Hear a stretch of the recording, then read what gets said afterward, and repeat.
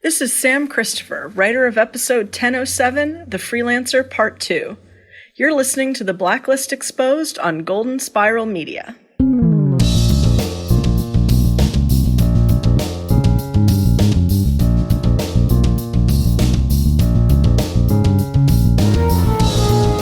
It is true, a picture is worth 1,000 words, especially for woo-woo. Welcome to the award-winning The Blacklist Exposed. Greetings, one and all. I'm Agent Troy Heinrichs. I love woo-woo. That's like the best nickname ever. And I'm Agent Aaron Peterson. I, too, love the warmth of Egyptian cotton on my skin. Thanks for joining us yet again for the final season of The Blacklist, the number 145. I am not awake yet. The Freelancer Part 2, which was written by Sam Christopher and directed by Court Hessler. Show notes and our intel for this episode of The Blacklist Exposed can be found at theblacklistexposed.com. In case you missed it, number 145, Redo. Part Redux. 2, which was different than last week where it was conclusion. So that means we're going to see the Freelancer yet again. Well, he's still out there. I know. He got away. He's a spider monkey. He's bouncing off the walls, and I always love in TV shows and movies when they were so distracted they didn't see him get up and leave the room. But it happens all the time, so it's not like a Blacklist thing. But it is a TV thing, for sure. It is a TV thing, for sure. That was pretty funny. I'm sure there's enough peripheral vision that you would see someone stand up. Body is a pretty big thing. Although I was honestly fairly sure they had him caught. So to be fair, I was duped as well. How much TV have you watched? It's not much lately. Nope. Oh, man. I can't believe you got duped. That's sad. It's warm out. Time to go outside. Losing your touch, Peterson. I am. Welcome back, everybody. Yeah. We had an amazing question last week where we wanted to find out from all of you which blacklisters you wanted to see yet this season before the show wraps up. And some of the expected ones are on here, and then I thought there was a couple of interesting ones as well. Go through it. Well, we had Solomon, obviously. Oh, for sure. Yep. Kirk makes sense because Kirk's still out there, and he's the one that supposedly knows the information because that's what was whispered into his ear, we think. I would love for Kirk to come in at the end of the season and actually help Red. Oh, that would be good. Mm-hmm. Oh, I thought you were saying I would love to know what was actually said. No, I think I already know what was said, but nobody wants to hear about that. So waffles? I would love to. Yep, waffles. Waffles. For sure. We also have Vanessa Cruz, not unexpected. Miles McGrath, I thought was interesting. He was the one in season 3 that was the episode where they stole the train for the I can't remember what it was medication or some kind of virus. Yeah. It was like a little squirrely guy. Okay. Right. Seems like he's got a good, like Wujing could use him for some planning. I think that would be good. Eli Matchett also came back. The bug guy. Liked him. Bug guy. No one wants to see bugs come out of the throat or mouth ever again, but apparently some people do. And then Dr. Raleigh Sinclair, obviously, because John Noble's amazing. Oh, I love John Noble. He's welcome anywhere. Absolutely. Anywhere he'd like to. For sure. Those are good. I'm sure we'll see at least one or many of those. And I could see how many of these would play into Wujing's plan, for sure. Absolutely. And again, I'm dead serious. I would love Alexander Kirk to come in as an addition to Red's force. I think Solomon on the FBI task force and have to work with Dembe would be an interesting episode. Oh, God, I loved him. I was so mad when Redemption... I mean, don't get me wrong. I didn't want Redemption to succeed because, Tom. But everything else about that show I kind of liked. And Solomon was definitely my favorite part. I love that guy. He was so charismatic and fun. We need Eddie Gathegi back, for sure. Yes, we do. I haven't seen him in anything lately. I'm sure he's out there, but I haven't seen him in anything. Yeah, I haven't either. Yeah, I was a big fan of his. He's just one of those guys where as soon as he's on the screen, you just start smiling. He's back, so. But our question for next week is Aaron's favorite plot line of the Blacklist from the beginning of the show. Yeah. Is Ressler's AA buddy a plant? Is he a plant? Is he rigged? Is he in there to get Ressler on his side, to get confidence to, I don't know. I mean, it just feels so predictable, right? A little bit. And expected. And also, way to take this thing out of the AA program. Huh? Poor Ressler. He's on the mend. And if this guy's a plant, it's just going to ruin all of his confidence in himself. Absolutely. Hmm. Maybe What do you think? Maybe he's an actual plant. Maybe he's like Groot. Okay. You're dumb. So what did you think about this guy showing up? And it just feels like, yeah, this guy's definitely a plant, because we don't have plot lines in this show where they're not connected to the task force in some way. I mean, I would hope that it's not, but it's like so blatantly obvious. Especially just the way he's like squirrely acting at the same time. It was almost felt like he's fiending at the meeting itself. Exactly. Yeah. He's got the feels of someone who is acting drunk and in withdrawal versus someone that actually is in withdrawal. He is acting like someone who is on heroin. I mean, I was waiting for him to start tapping his veins or something. Like, relax, dude. You're at the meeting. It's not that big a... Oh, Jesus, it's just so wired and definitely fiending for something, whatever he's addicted to. And AA, I mean, sure, it's alcohol, but you sure you shouldn't be at the NA meeting? Yeah. Just saying. That's kind of the feeling I got. So maybe he tipped his hat a little. Maybe that's why Ressler agreed to it. Maybe he's going to keep an eye on him. I mean, it is early. It's like 4.5 days. Is that what you said? Something like that? Yeah. So it's early. It is early. You know what else is early? This morning as we record the show. So I need a nap. And I'm going to sleep like an Egyptian. So let's go ahead and get into this week's case profile.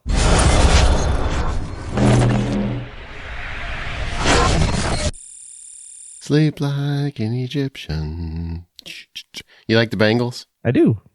Susanna Hoffs kissed me on the cheek once after a concert. True story. True story. I about melted. I bet. Yep. Very, very sweet. I was very young. I went and saw her. She was playing a solo tour. She had a very, very good solo album. And I told her how big a fan I was, and she kissed me in the cheek, and I was like, I'm dead. I'm so dead. And she's still out there. She's in her 60s. She's still gorgeous. Gorgeous, and looks natural. Doesn't look like any plastic anywhere. So God bless her. All right. Well, we open with a saboteur. Wouldn't want anyone to miss the ferry. Wink, wink. I did not expect the ferry to actually blow up, which we didn't see, which I would guess is probably budgetary reasons. Right. And because I was like, okay, we have a cold open. We know that the ferry is going to explode with a giant hole in the side of the boat and title card. I was like, what? I mean, we got the gist of it. When they're laying the plastic bodies out there when the FBI shows up. But on the same token, it's kind of weird to not see anything about the explosion itself. Isn't it? Well, we saw it on the news clip that Cooper pulled up on his iPad because nobody has TVs anymore. They actually just watch the news on their iPads. We didn't even see the ferry like go off into the water and then maybe see an explosion reflected into Al's eyes or something, or the freelancer's eyes or anything like that. Like it was just weird to not see anything with the actual explosion itself. Especially when you built up the tension with the music of the song and then the pressure was like already at max and they're having this casual conversation on the dock like nothing's going to happen. Mm-hmm. It's like this boat should be blowing up any second. Well, Vasily, the freelancer, returns. You want to tell people what the freelancer is? I think they know by now. He's been on the show 5 times. Okay, just checking. You know, even Liz uses him. This guy is open to everybody. Hey. He's just free reign. As long as I can kill multiple people. Yep. And this was the interesting thing about this episode is that the freelancer normally kills a lot of people to just assassinate one. And then we're like, wait, there's nobody on this ferry that he's actually interested in. So what's going on? It's a little different this time. Yeah. Interesting way that this plot evolves. So Red believes that the freelancer is being used by Woo. God, that's never going to get old. Also known as Wujing, but that's boring. Woo is so much better. Woo. I hope when he catches him, he's like, hello, woo. And that's why he squeezes his cheeks like he squeezes his little cheeks. He loves babies, so. And that's why he attacked this ferry. Oh my God, all these people died for nothing. Herbie is back on the case, like Herbie, kind of like him as an addition. I do too. And especially since Sia obviously does not like him. She seems to have a very uncomfortable, not disdain, but Like, why is this guy here again? You know, that look. Well, I think it was from the initial meeting. It's like, it feels like there was like some chemistry there. And she's like, I don't really want to date you, Herbie. Yeah, exactly. There seemed like a little flirting going on, but there wasn't really any flirting going on. It was all in my head. Yep. So Herbie realizes a freelancer has another target with a high body count. Arson is seen as a freelancer's method for the second attack.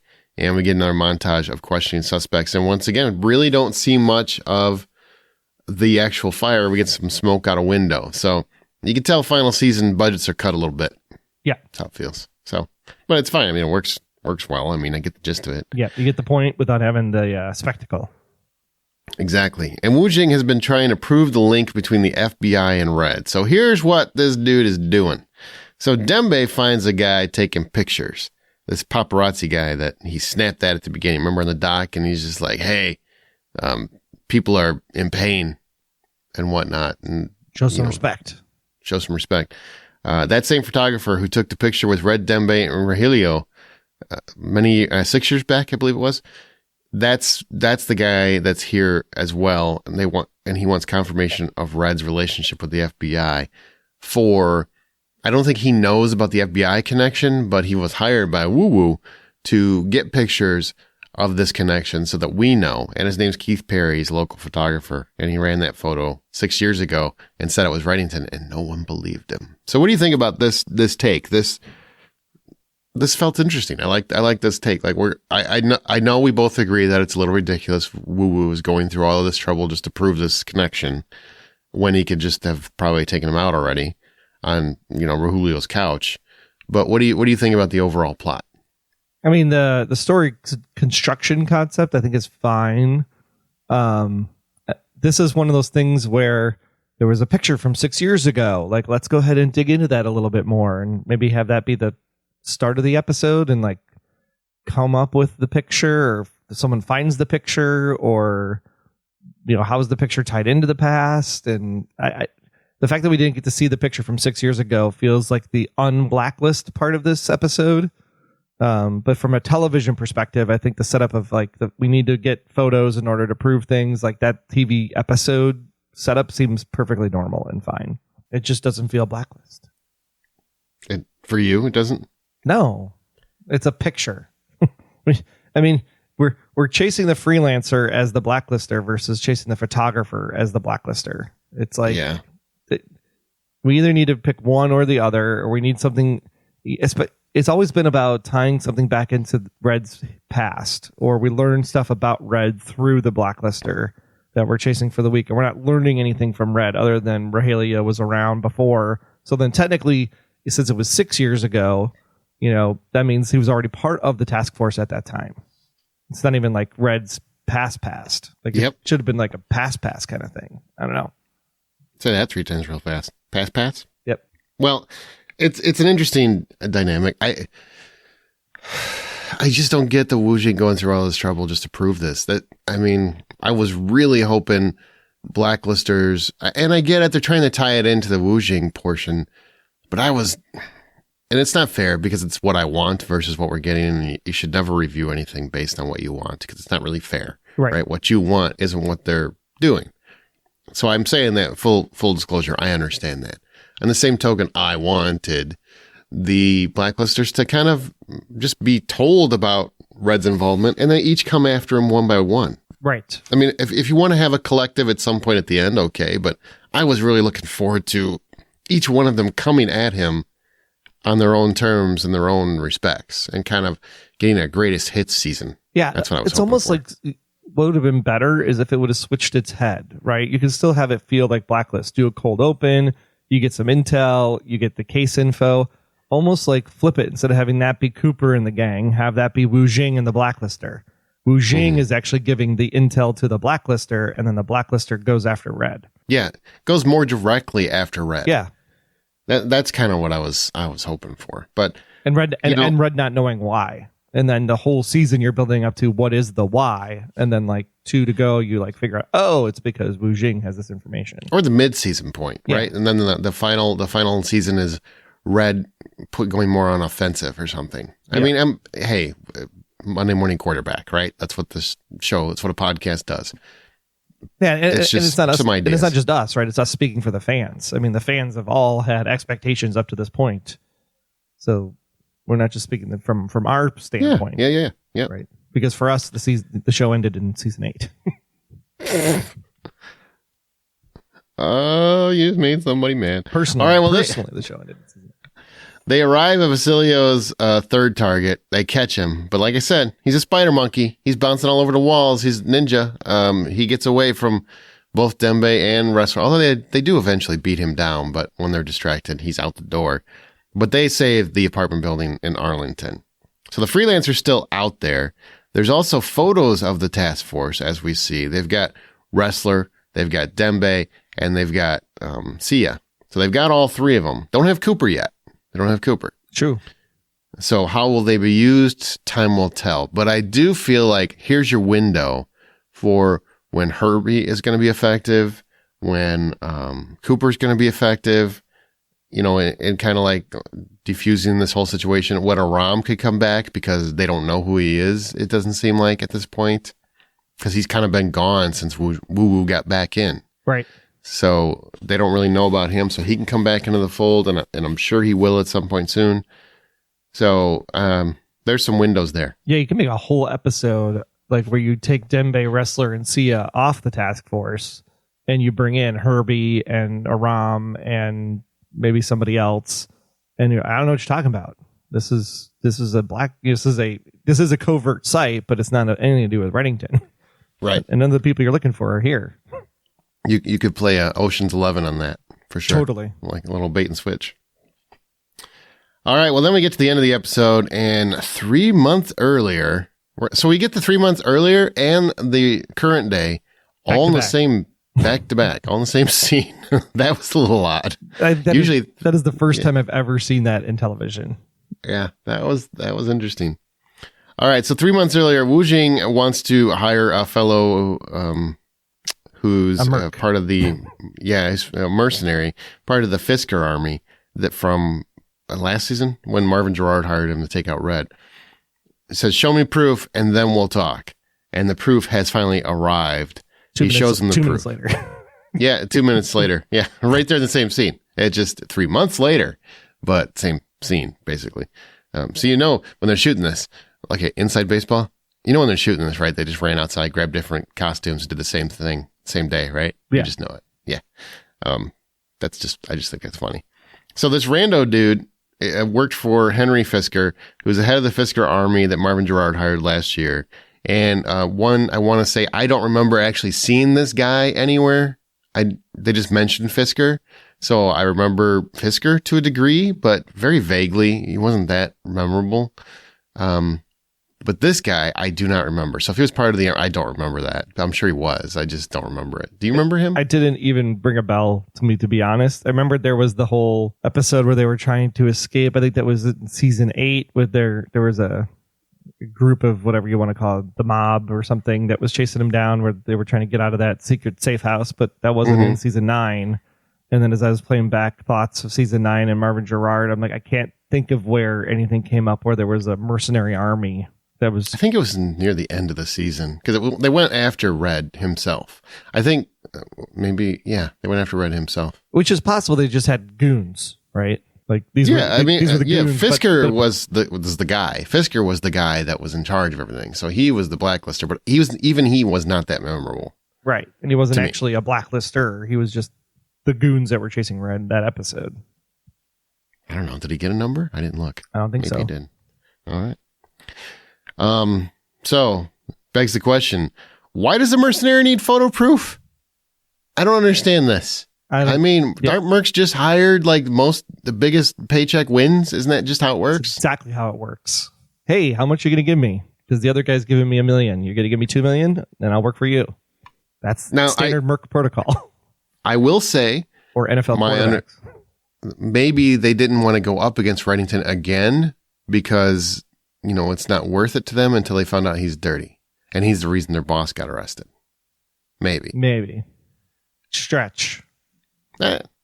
Hey, TV, all of TV is a stretch, especially network TV. So, all right. So that's the episode. Anything more on the actual episode as a whole The Freelancer or anything else? Just, I don't know why it's a part 2. Like, can we just be done with Vasily finally? You're really not a fan of his, huh? It's not that I'm not a fan of it. It's like he just doesn't get used for anything interesting. You know, it's like, hey, we brought the Freelancer back just so we can maybe crash a plane. Dude, let that thing blow up. Oh, God. That one was one of the craziest plots I've ever, and I still to this day, go back and listen to the episode. I said it then. No freaking way does Liz do that. Right. No way. That's too big a chance for Liz Keene to take. I'm sorry. And then we get an apartment fire and a boat that could blow up, and we don't see any of the explosions. I mean, I don't know. Well, I mean, you got to cut the budgets where you can. So. I understand the budget cut. I get that. I'm just saying, like, there's so many more blacklisters we could be looking at. Like, why are we going back to this guy? And I just think it would be more interesting if Red was actually being targeted.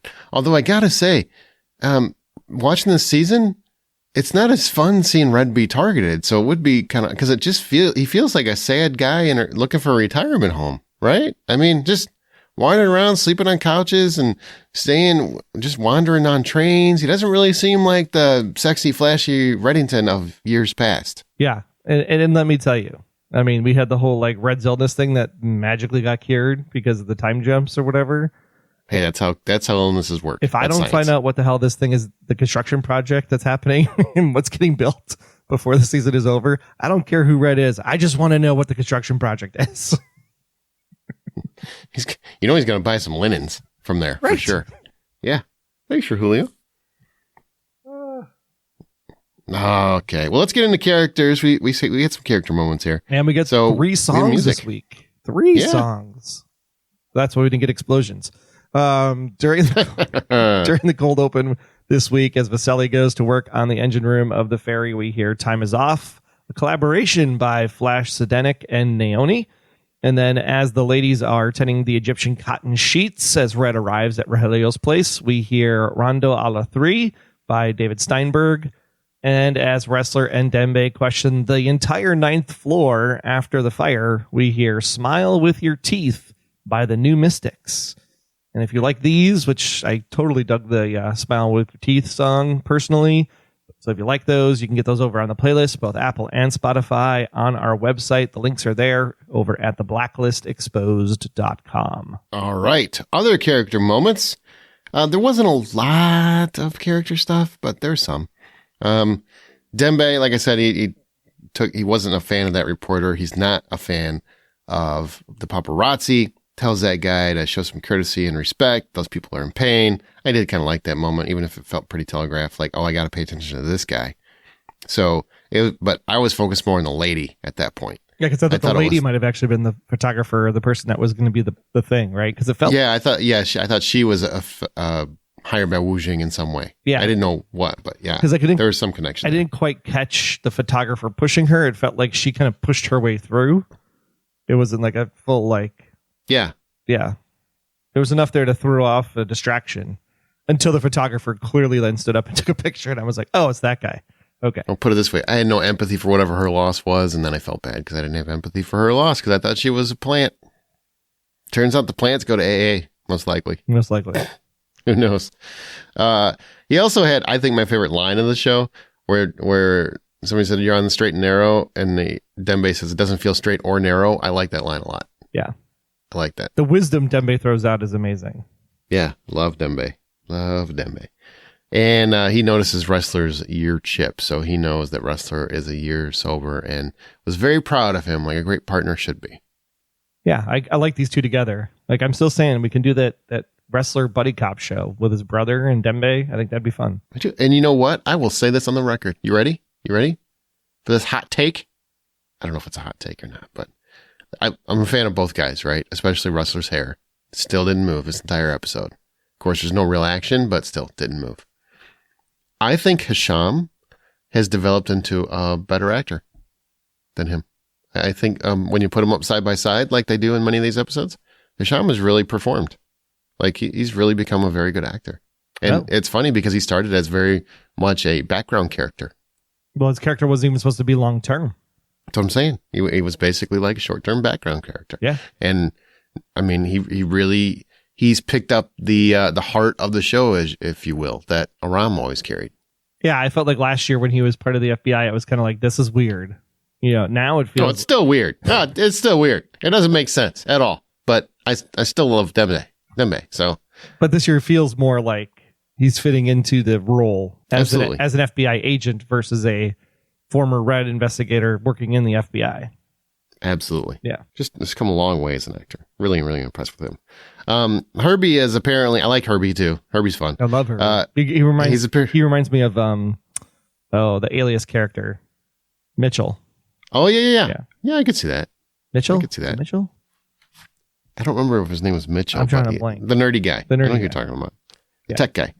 Who was a blacklister, a doctor. He was. He sure was. Herbie is apparently all task forced out. He's a big part of the task force, it seems like right now. They're going to keep using him because they need his skills with a Z. And he realizes that Perry is uploading pictures immediately, that he's using the cloud. I just want to point out, I knew that as soon as I saw him because that's how they do it now. Mm-hmm. What? Yeah. And also on Instagram, a girl named Sue. Just go ahead, find it. Maybe it's out there. Marshall. Marshall's his name. Marshall. I don't remember the actor's name, but he was in Clerks 2 too. Well, he was on the Blacklist. You should know him from the Blacklist. Well, I know, but I don't remember the actual actor. Kevin Wiseman. Kevin Wiseman. Yeah. There you go. He has a very good bit in Clerks 2 about Lord of the Rings. Oh, sign me up. I'm here. Yep. Ressler, he finds a glove in the garbage can, so he's doing some good detective work. Foosball returns. He's really mad about this whole foosball tournament that Herbie's in. It's really stuck with him. I think that's funny. That's a fun returning joke. I like that. I better see eventually a foosball table inside of the post office. They're building to it. They're building to it. They have to. Sure. Dembe and Herbie are just hanging out. Playing foosball. And then Ressler gets addicted to it. But no, He's got an addictive personality. He might as well. No, Ressler's... no. Let's get back to the foosball table. And he starts slapping his wrist. I feel so horrible for for laughing at that one. I'm never going to get my comedy card back. No, I think because Dembe was like, what is foosball? So he learns from Herbie, and then Ressler's like disgusted with both of them. I can see that too. I can see that too. All right. Well, Ressler does want Herbie involved. They're very impressed with him, which is good. So Herbie, I think, is going to be around for a while. I feel like they need he seems like an all-purpose talent.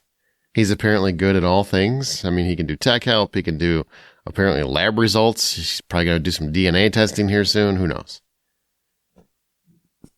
Even though I do want to point out, not that it matters, but in the world of law enforcement, chain of command, or chain of custody, sorry, is a very important thing. What? And they wouldn't care. Yeah. It wouldn't be used as evidence if Herbie found it because he's not actually on staff or legal. I mean, everything is gig work this week. Contractors. Sure. Gotta do what you gotta do to get the job done. I'm sure they could falsify some employment paperwork. I mean, they can get Dembe and the FBI. They can do literally anything they want to. Just make a 1099. It's all good. Dude, straight up murder people. So Donald he is sober for a year. Yes, I'm tired of this plot line, but I guess they're making some use out of it. And he gets an AA visit. Or we get the AA visit. We go with him to AA. And there's a fella in a similar line of work that his, I don't want to say sponsor, but the group leader. The group leader, thank you. That points him to, who's struggling to stay sober and needs a sponsor. And you can tell because it's just over there looking at the floor and sweating. So he's definitely the guy. But all I see is Admiral Akbar. It's a trap. What say you, sir? Same. I don't know if I saw Admiral Akbar. Maybe if I was drunk coming to the meeting, I would see Admiral Akbar. But I mean, at this point, everyone that's introduced from outside ends up being a mole of some kind. So stop having friends. Really, stop trying to help people. Literally live alone forever if you're going to be on this task force. Agree. That's the deal. Agree. That's the deal. And then when you're done, make some new friends. Have a drink. Celebrate.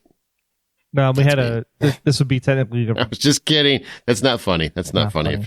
If you're an actual addict. We had the Dembe focused episode with like Capurlos. We kind of had a wrestler focused one this week, so we're due for a Sia focused episode again. I sure hope so, because she's not doing anything around the post office. And obviously, the episode that she was the focus of for the poker episode was the best episode of the season. Yeah, I think she's great. I really do. I think she's a lot more enjoyable than and entertaining that they're giving her credit for. She's getting nothing to do. She gives Herbie a tour. And I hate to say this. Look, Cooper, love you, Cooper. Kind of misogynist. This woman is getting all the grunt work, like all the hostess work, the assistant work. Yep. That's not cool. Don't like it. Don't like it. Don't like it. She doesn't like it either, because it looks like, when she's sitting there at the table, like in the Aram chair, we'll call it. Yep. Do they retire those? They put them up on the wall? I think so. Like your number? They retire them. But she just looks annoyed in that scene. She should be. She's not given anything to do. If she goes out in the field, she's got to go with like two of her co-hosts. She can't just go by herself, apparently. I mean, and when she does go by herself, it's just to deal with Herbie. She's literally Herbie's handler. Let's get some use out of her. If we're going to have her in the show, let's get some use out of her. I mean, even when she takes down the photographer, she looks pretty badass. She does. Yep. She manhandles him. Yeah. I want more with Sia. I want to see ya. More Sia. Cooper, he doesn't get a lot to do here. Red just strolls in whenever he wants to his house, by the way. I mean, I know we established that earlier in the season, but on the same token, I would get different locks. Yeah. Don't put your Heidi key underneath a rock. Right. We learn Agnes has a crush on a young boy at school. Fatherhood isn't for the faint of heart. Boy, ain't that true, right? We're both dads. Okay. Here's the thing. Like, I never thought I would say this out loud. Oh, boy. I'd almost want to see Agnes and Red have those moments rather than just hear about them. I mean, yeah, if you're going to have them, I would prefer. Yeah, because I think Spader plays them well. Exactly. I mean, he plays those very sweet moments like with babies and stuff like that. He does play them well. So it would be nice to have a few of those. Actually, we see them instead of hear about them with him and Cooper. Right. It's different if I'm like, hey, I'm bringing the stuff off, dropping it off for Agnes. But when he comes downstairs at the end of the episode and he's like, I was just letting Agnes know. And I was like, well, then let us see at the scene. Oh, but on the same token, do you want more scenes with him and Agnes or more scenes with him and Cooper? I'd rather have more scenes of him and Cooper. If him and Cooper do more than just sit at the frickin' counter. Sure. Yeah. And have like real conversations about blacklisty things. Well, not even that. I mean, I think that towards the end of the episode, right, where the fatherhood conversation, those are the types of conversations I want to see Cooper and Red have. Just deeper. Let them wax poetically. Yeah. I'm with you on that. But Red. The whole hey, turn on the news. Like they're an old married couple. Did you ever see Cooper's wife? Charlene? Yeah, Charlene's just never home, apparently. She works a lot. Again, she's probably over at the neighbor's house. Huh? Huh? Oh, Jesus. Cooper, check on her. It's so bad today. And I am so sad for laughing at this stuff. Oh, that's so good. I was going to say, because Red always comes over really early in the morning or really late at night. So maybe she's just in bed still. But in bed with the neighbor. At the neighbor's house. All right. Well, Red likes gummy snakes and travel plazas. We learned that this episode. So that's fun. Because he's driving himself. He doesn't even have a driver. Yeah, and we're gonna come back to that. Okay. So hold that thought. But we get more mention of the construction project. We do get a nice scene with Robert Vesco's death where they do talk about that. And he's acknowledging his loss. And he does make a line where he says, it's entirely my fault. Usually is. So yes, it usually is. He's accepted his mistakes. Yeah, he's accepted that all these people are dying because of him. That's called growth. Good therapy. Including Liz. Good therapy. Including Liz. Yep. Rojellios is basically a seamstress. So, is basically designer of some sorts. I guess. He put a tremendous amount of time and effort onto his project, and so he missed the tip about the freelancer. And I thought Red was probably going to have him tortured or something, but nope. This new Red is very, very friendly to mistakes. He just says, it's all good, man. All good. Turning over a new leaf.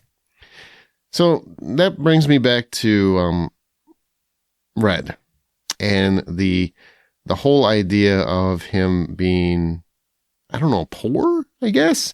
I mean, apparently he's not poor because he offers to give him $100,000, but Red doesn't do hotels anymore. I mean, he's crashing on couches. He's taking trains. He's stopping at travel plazas. Red Reddington, which, by the way, most wanted, you probably should stay away from travel plazas. A lot of people coming through there. They do have good Slurpees, though. They do, yeah. And pretzels. Yep. And if you need jerky, where else are you going to go but a Buc-ee's? Yep. So I ask you, what do you think is going on here? They haven't really addressed it. They haven't. I don't know. Maybe he's just at a point where he's like, yeah, if I die, I die. Because I lost everything that it meant the world to me. So therefore, I'm just going to live my life. And what happens, happens. Que sera, sera. Whatever will be, will be. The future's not Red's to see. I don't know about that. So you're welcome. I don't know what's going on. It doesn't make any, like, I get his closest friend betrayed him, or his last closest friend betrayed him. He lost Liz. Lost Robert. Yeah, he's lost almost everybody. Debbie works for the FBI. Yeah, and I think he's just hanging on because of Agnes. But the idea that he just completely has no security anymore, he just obviously doesn't, I don't want to say that he doesn't care anymore, but he's just not worried anymore. He's just not, he's got no reason to protect himself anymore. But I'm like, we still got Agnes out there. Right. And maybe, I will say this, for somebody as smart as Red, I think it's very, very dumb that he keeps showing up at Cooper's house when he knows Wujing is having him followed all over the place. It's also true. Because that's how we get our kidnapping episode. Abuela has a crush on Red. I thought that was very sweet. If she does get kidnapped and they put her in a milk carton, we get credit for that, right? You get credit. I think so. You get credit for that? Yep. One of us do. Abuela has a crush on Red. Who doesn't? Right. Especially in that age range. Wears the hell out of that robe. Gotta love it. We find out Red doesn't mess with the rule of 3. Disagree. I think he's probably messed with that rule plenty of times. Rojellios doesn't want Red's help. I like this, actually. I did too.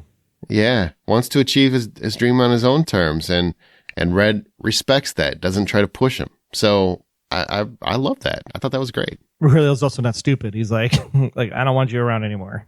Yeah, I don't want to owe you. Obviously, it's dangerous to have you around. Yeah. Let's get you out of there. Get off my couch.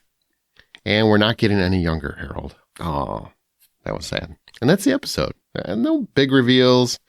Usually we were getting these big reveals at the end of the episodes. We haven't really been getting them, many of them this season. But we're also building up to, I think, a big battle.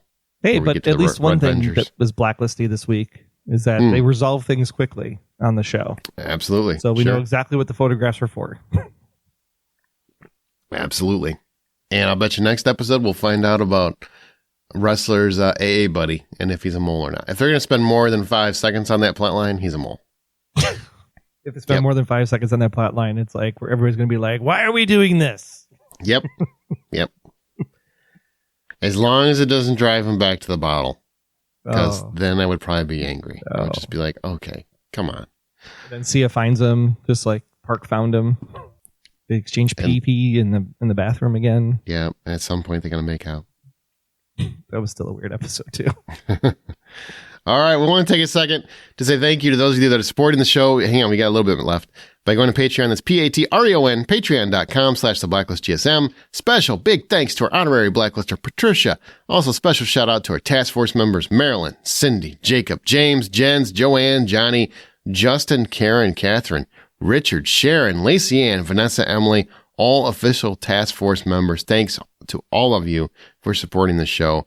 And all of those people receive very cool gifts from us. You can get one as well if you donate at the $20 level or higher. If you want a cool t-shirt or a coffee mug, all you got to do is donate at that level. You don't have to do it forever, just a few months to get the cool gifts. And if you are at the $5 level, you are getting the podcast episode earlier than everybody else. You can do that by going over to Patreon. That's patreon.com/theblacklistgsm. Click the $sign in your podcast app. Fill the fedora on the website. Support the show so we can make it to the end.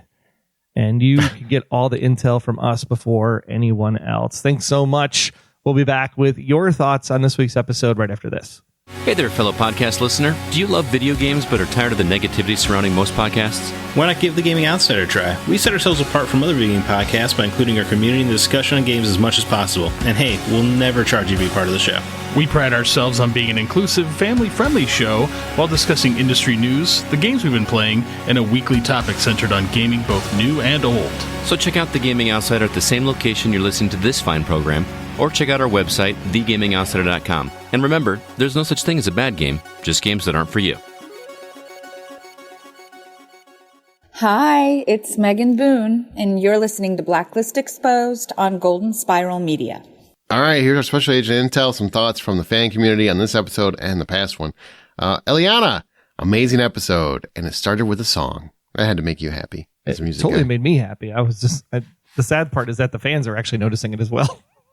Yeah, well, there haven't been that many songs. No, the last 2 seasons, really, since Boken Camp left. Yeah, TuneFind is actually losing money on the Blacklist at this point. That's funny. All right. Angela said, based on what Red said to Harold at the start, I guess Robert Vesco didn't know that Red is Katarina. I was hoping for an Agnes scene tonight. Overall, though, a decent episode with a pretty good amount of Red this time. So Angela wants some Agnes, too. Yeah, why not? Good deal. Monica, it's a great episode. The season is starting to reach a crescendo. A couple of questions. Wouldn't hitting an axe on metal electrical conduit create sparks, thereby setting off a gas explosion? I thought that exact same thing, to be honest. Let's not ponder the logistics here, all right? Is Ressler's new NA buddy a Wujing operative? Is it NA or AA? Well, it's AA where Ressler... Well, I mean, you could have a meaning that covers both. Okay. Well, whatever he's at. Sorry. If we got it wrong, we're at the end. What are we going to do? We're not going to go back and edit. Right. So, sorry. Is he an operative? I would say yes. It's got to be yes. That's just my opinion. Wujing's operative, yet to be seen. Yeah, he's a plant of some sort. Has Red killed anyone this season? No, I don't think so. Are Herbie and Tadashi considered members of the task force? Yeah, that's a great question. Not Tadashi, actual members, no. Members by extension. But what was interesting about this season is that there's a lot more, like Ressler saying, like, hey, let's get that Herbie guy. And then it was like, hey, this is a site that Red has medical things all set up. Like, it seems like they know a lot more about Red's operation all of a sudden magically this year than they have in any other year. True. Who was that guy towards the end? Great question, Monica. None of us know. Fisker's guy. That's what we know. Where can I get those Egyptian cotton sheets? Agreed. I want to know. I hope the momentum continues. See you next week. Kohl's. Definitely Kohl's. Yeah. Yeah, you can get those sheets at Kohl's. Thanks, Monica. And at the ranch said, I do wonder if W is going to succeed. I'm assuming he's referring to Woo Woo. And Red is going to get what he deserves after everything he's done to people. That's what the season is about. It's moved on from Liz, and so have I. Has it, though? I mean, she comes up an awful lot. Occasionally. John Reese 5 over on Reddit also brought this up. Spader's screen time in season 10. I did some accounting on Spader's screen time so far through this first 6 aired episodes, and they are pretty rough numbers, but I know some folks have wondered, why is the screen time a little low for Mr. Spader? I basically counted any time he was in a scene or on the phone, but didn't count the exact seconds he was only visible on the screen. So in totality of the 252 minutes so far aired of Blacklist season 10 through episode 6, Spader's Reddington has chewed up about 25% of scenery, and most of that came in 2 episodes. Episode number 4 and episode number 2. Not much. No, I'm totaling it up. It's like 5, 17, 13, that's 35, 55, 60, 65, 66 minutes of Spader. In 6 episodes. It's not bad work if you can get it. 10 minutes an episode, basically, is the average.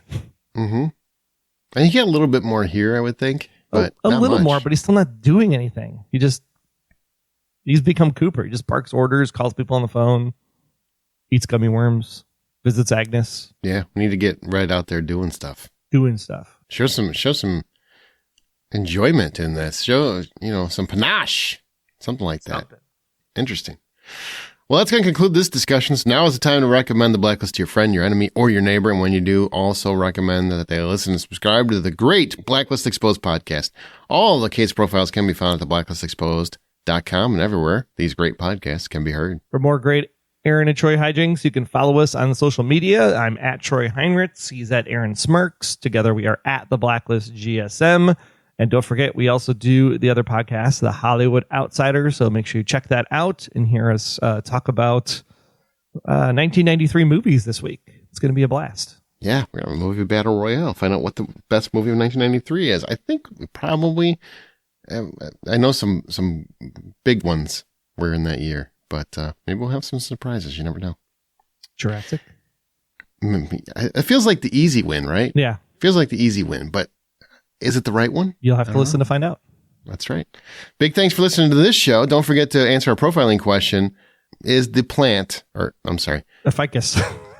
Yeah, is Ressler's new buddy a plant? And was it AA or NA? Because I feel bad that I apparently wasn't paying close enough attention to that. Maybe it was NA. I think they could either be both or it just depends. You know, like who's, what do you have? Do you get different chips? Who's qualified? If you're like an NA? Who's qualified to lead the group? That determines what the group is. Interesting.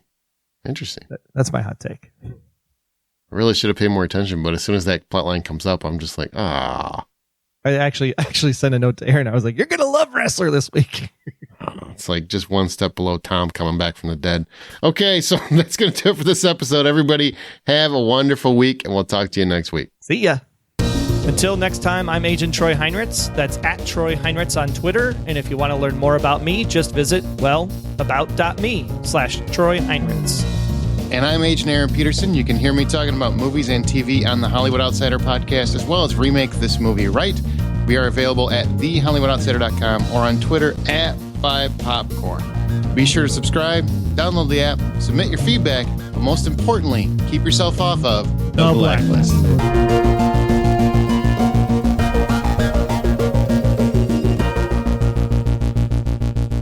The Blacklist Exposed is a Golden Spiral Media production. Find more of our great podcasts at goldenspiralmedia.com/podcasts.